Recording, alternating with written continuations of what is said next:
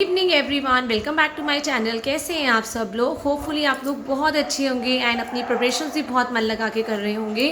सो इसी बीच आप लोगों की रिक्वेस्ट के अकॉर्डिंगली मैं ये वीडियो बना रही हूँ for all the aspirants who are preparing for DSSB NTT। तो इस वीडियो में हम लोग डिटेल में DSSB NTT का सिलेबस डिस्कस करेंगे।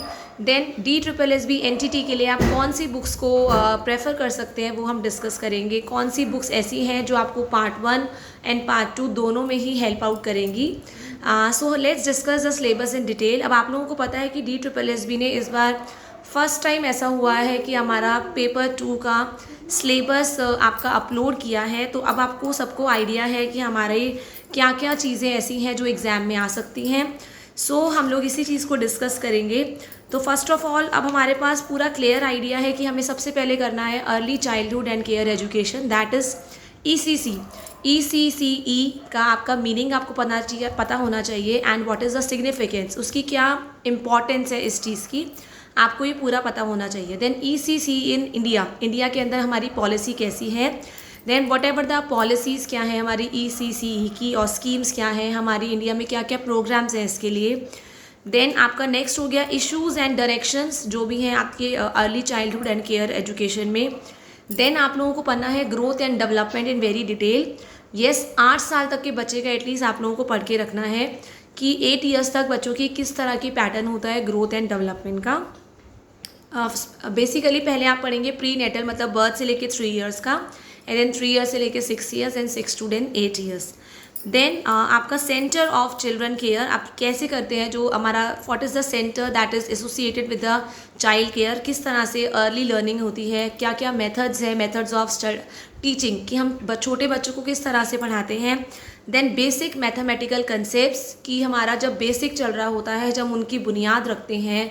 आपका बेसिकली जो हमारा एंटिटी है तो आप लोग ही वो टीचर्स हैं जो एक्चुअली फाउंडेशन बनाती है बच्चों की। तो लैंग्वेज डेवलपमेंट कैसी होती है, कैसी लर्निंग होती है, मैथमेटिकल कंसेप्ट्स कैसे सिखाए जाते हैं, ये सब चीज़ें आपको करनी है।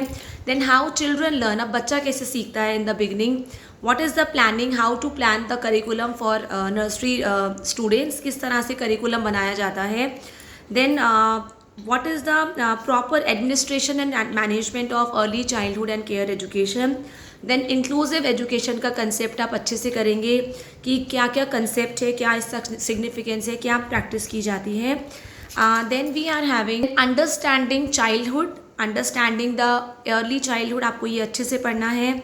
Then you will study self development of children, किस तरह से सेल्फ डेवलपमेंट होती है।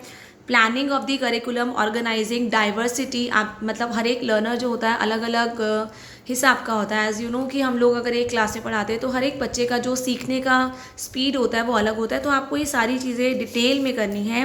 Then involvement of parents in community and school, कि पेरेंट्स की क्या इन्वॉल्वमेंट होनी चाहिए स्कूल और so as you know part 1 तो हमारा जो पार्ट ए होता है उसमें आपको 5 सेक्शंस पूछे जाएंगे, that is English, Hindi, reasoning, mathematics and your general awareness and GK जो आपकी होती है। तो अगर आप लोगों को एक ऐसी बुक चाहिए जिसमें आपको सब कुछ मिल जाए पार्ट 1 और पार्ट 2, तो ये ऑथर जो है आपको पता होगा सर रोहित वैद्यवान सर की बुक आती है। एंड अगर आप लोग हिंदी की देखेंगे, वो मैं क्यों बता पा रही हूँ क्योंकि मैंने खुद उधर से KVS के लिए तैयारी की थी पहले, तो इसीलिए मुझे वो सारा का सारा जितने भी आपके सिलेबस हैं, जितने भी टॉपिक्स हैं, एक तो सर की बुक में सारे कवर हो रहे हैं। हिंदी के आपका अलग आपको मिलेगी बुक, इंग्लिश की अलग मिलेगी, मैथ्स की अलग मिलेगी, देन आपको रीजनिंग की अलग बुक मिलेगी, and you have different book for general awareness also. और पार्ट बी के लिए भी आपको पूरी प्रॉपर जितने भी टॉपिक्स कवर हो रहे हैं आप लोगों को पार्ट बी के लिए भी NTT की अध्ययन मंत्रा की बुक मिल जाएगी। एक तो ऑप्शन हमारा ये बनता है कि हम ये बुक्स खरीद लें और सारा का सारा सिलेबस अच्छे से कर लें। दूसरा ऑप्शन मैं आपको बताती हूँ कि यूट्यूब वीडियोस, अगर आपके कंसेप्ट्स बिल्कुल ही पुअर हैं तब तो आपको बुक्स की ज़रूरत पड़ेगी, बट अगर आप एक एवरेज स्टूडेंट हैं, अगर बुक्स नहीं खरीदना चाहते हैं तो आप लोग इंग्लिश की, हिंदी की सारी क्लासेस आप यूट्यूब पे ले सकते हैं। इंग्लिश के लिए मैंने आपको टीचर्स बताए हैं, डियर सर से आप क्लासेस ले सकते हैं, NTT वाले भी। देन मैंने आप लोगों को हिंदी का बताया है, आप लोग राहुल सर से, अध्ययन मंत्रा से क्लासेस ले सकते हैं, और अभी लेटेस्ट क्लासेस भी चल रही हैं। Free model test paper previous years वो करा रहे हैं जिनको यूट्यूब से अच्छा समझ में आता है। देन रीजनिंग की भी संदीप सर की अध्ययन मंत्रा पे क्लासेस चल रही हैं, जनरल अवेयरनेस की भी अध्ययन मंत्रा पे चल रही है, ठीक है। एंड हमारा कौन सा सब्जेक्ट बेटा, मैथ्स। मैथ्स का भी डियर सर, मैं आपको 2 चीज़ें डियर सर से बोलूँगी करने के लिए, एक ये ऑप्शन है। देन अगर आप लोग यूट्यूब पे अपना टाइम वेस्ट नहीं करना चाहते हैं, आपको लगता है कि हम यूट्यूब पे नहीं कर सकते हैं, कई बार मोबाइल डाटा की प्रॉब्लम होती है, कई बार हमें आइज़ की हम लोग कई बार स्ट्रेन हो जाते हैं, किसी को होता है बुक से समझ में आता है, किसी को होता है कोई टीचर पढ़ाता है तब समझ आता है, तो आप NCERT की 11th-12th की जो साइकोलॉजी की बुक है आप वो पढ़ सकते हैं। और उसमें आपको बेसिकली 2 थिंग्स पढ़नी है जो डिटेल में पढ़नी है, that is child psychology and educational psychology. पूरी की पूरी बुक उठा के नहीं पढ़नी है, सिर्फ आपको चाइल्ड साइकोलॉजी और एजुकेशनल साइकोलॉजी पढ़नी है, वो आप लोगों के लिए बेस्ट है। देन आप लोग क्या कर सकते हैं, जो DLED का आपका स्टडी मटेरियल आता है वो लेना है आपको। NIOS की आपको ये वेबसाइट पे मिल जाएंगे जितने भी हैं। ECC का आपका डायरेक्ट स्टडी मटेरियल जो होगा कंप्लीट वो आपको मिल जाएगा। तो अब DLED का भी जब आप स्टडी मटेरियल देखेंगे उसमें भी आपका मेन कंसेप्ट, मेन जो चीज़ पढ़नी है आपको, that is child psychology and educational psychology. ठीक है, इससे आपको मिल जाएगा। जितना भी स्टडी मटेरियल है आप डाउनलोड कर सकते हैं, आप उसका प्रिंट आउट निकाल सकते हैं और फिर आप लोग पढ़ सकते हैं। ये तो है कंप्लीट आप लोगों का सिलेबस। और कैसे आप करेंगे, कैसे, पार्ट 1 और पार्ट 2 आपको दोनों को इक्वल टाइम ज़रूर देना है। कम से कम मैं आप लोगों को यही बोलती हूँ 6 से 7 घंटे अगर आप लोग निकाल पाएँ तो बहुत ही अच्छा है। बट अगर आपको 4 घंटे का भी टाइम मिल रहा है पर आप बिल्कुल फोकस होके पढ़ रहे हैं तो डेफिनेटली आप लोगों का सिलेक्शन भी हो सकता है। इट डज़ंट मैटर कि हम 10 घंटे पढ़ रहे हैं या हम 4 घंटे पढ़ रहे हैं, मैटर ये करता है कि आप लोगों ने कितने अच्छे से पढ़ाई करी है और कितने कितने टॉपिक्स, आपकी स्पीड कितनी है अंडरस्टैंडिंग की।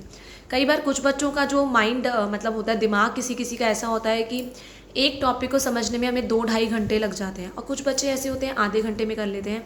तो इसीलिए मैं हमेशा कहती हूँ कि आपको स्ट्रेस आउट बिल्कुल नहीं होना है, टेंशन बिल्कुल नहीं लेना है। चाहे आप मैरिज के बाद पढ़ रहे हैं या मैरिज और बेबी के बाद पढ़ रहे हैं या आप अभी वर्किंग होके पढ़ रहे हैं, आपको सबसे पहला चीज़ यही है, अपने माइंड के अंदर बिल्कुल भी माइंड को स्ट्रेस नहीं देना है। जो भी प्रिपरेशन करेंगे एकदम स्ट्रेस फ्री होके करेंगे, तभी आप लोगों का आउटपुट आएगा, आप लोगों का रिजल्ट आएगा। अगर हम स्ट्रेस लेके, दिमाग में स्ट्रेस है और साथ में हम पढ़ाई कर रहे हैं तो उसमें मैं बोलूँगी कि आप पढ़ाई करो मत। अगर आपको स्ट्रेस है, स्ट्रेस लेके पढ़ाई करेंगे, आधी चीज़ें समझ में आएंगी, आधी आपके सर के ऊपर से जाएंगी। That is the practically sad thing, ये मैं सच बता रही हूँ आपको। और पॉजिटिविटी हमेशा हमारे अंदर होनी चाहिए कि अगर हम किसी भी एग्ज़ाम की, किसी भी कॉम्पिटिटिव एग्ज़ाम की या किसी स्कूल एग्ज़ाम की, कॉलेज एग्ज़ाम की प्रिपरेशन कर रहे हैं, positivity is the main thing. अगर आप लोग स्ट्रेस फ्री हैं और आपके अंदर पॉजिटिविटी है, yes I can do it, तो डेफिनेटली आप लोग क्रैक भी कर पाएंगे। और डेफिनेटली कमेंट में ज़रूर लिखना कि I can do it, I can crack it.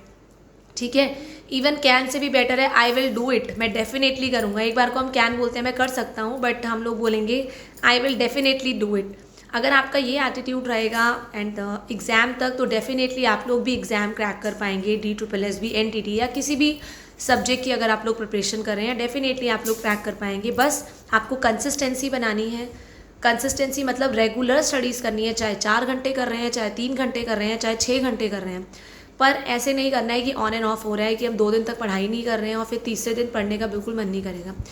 Books को हमेशा अपने आसपास हमेशा रखना, ताकि आपकी जब जब उसके ऊपर नज़र आए तो वो आपको ये पता लगे कि वो आपको बुला रही है, कि मतलब बुक जो है आपका वेट कर रही है कि कब आप उसको ओपन करके पढ़ेंगे। तो बुक्स से कभी भी दूर मत होना, अपने आप से बुक्स को कभी दूर मत होने देना। टीचर्स होती ये है कि टीचर्स की जो पूरी लाइफ होती है वो अपनी एजुकेशन जब कर रही होती है तभी भी बुक्स के पास होती हैं, एंड जब वो एजुकेशन दे रही होती है तभी भी वो बुक्स के पास रहती हैं। तो टीचर्स का बोलते हैं ना कि टीचर्स और बुक्स का होता है ज़िंदगी भर का नाता, जैसे हमारे रिलेशंस ऐसे कुछ होते हैं जो हमारी लाइफ टाइम तक रहते हैं, तो बुक्स और टीचर्स का ऐसा रिश्ता होता है जो कभी भी टूटता नहीं है। तो इसीलिए मैं आप लोगों को बोलूँगी, अगर आप लोग भी चाहते हैं कि आप लोग गवर्नमेंट जॉब का एग्ज़ाम पहली बार में क्रैक करें, तो कुछ टिप्स को आपको ज़रूर फॉलो करना है। Stay positive, be stress free, maintain consistency, आपको कंसिस्टेंसी मेंटेन रखनी है। Fourthly, surround yourself with positive people, positive लोगों के साथ रहें, पॉजिटिव बातें सुने, पॉजिटिव सॉन्ग सुने, अच्छा खाएं, अपने हेल्थ का पूरा ध्यान रखिए। कोई भी आपकी हेल्थ का ध्यान नहीं रखता है except your mother and father. एक मम्मी पापा होते हैं जो पूरी हमारी हेल्थ का ध्यान रखते हैं, पर शादी के बाद आपको अपनी हर एक चीज़ का, हर एक ज़रूरत का ध्यान खुद रखना पड़ता है। और जब आप अपना ध्यान खुद रखेंगे तो डेफिनेटली जो आपका आउटपुट होगा, अगर हमारी हेल्थ अच्छी होती है, बोलते हैं ना healthy mind resides in a healthy body, तो अगर हमारा माइंड अच्छा होगा तो हमारा मतलब बॉडी अच्छी होगी, हमारी हेल्थ अच्छी होगी, तभी भी हमारा माइंड अच्छा होता है। और आप लोग डेफिनेटली अपनी एग्ज़ाम की तैयारी करिए, क्योंकि आप लोगों का एग्ज़ाम PGT वाले और NTT वाले आप लोगों का एग्ज़ाम ऐसा है कि 99% इसी साल होगा। आप लोग बिल्कुल भी उम्मीद मत करना कि हमारा अगले साल एग्ज़ाम होगा तो टाइम मिलेगा, नहीं, ऐसा नहीं है। और इतना यूट्यूब वीडियोस पे ये देखने की ज़रूरत नहीं है कि पेपर बहुत मुश्किल आएगा, यहाँ से आएगा। कोई भी ऐसे नहीं बता सकता है कि पेपर कहाँ से आएगा, बट येस आपको सिलेबस से स्टिक रहना है। जो सिलेबस में दे रखा है वो आपको अच्छे से करना है। एंड अपने आप को जितना भी हो सके, जितना मैक्सिमम टाइम्स हो सके अपनी पढ़ाई को देना है। And till the time, thank you everyone, have a nice day. Still अगर आपको कैसा भी कोई भी डाउट है, you can always ask me the comment session. Thank you.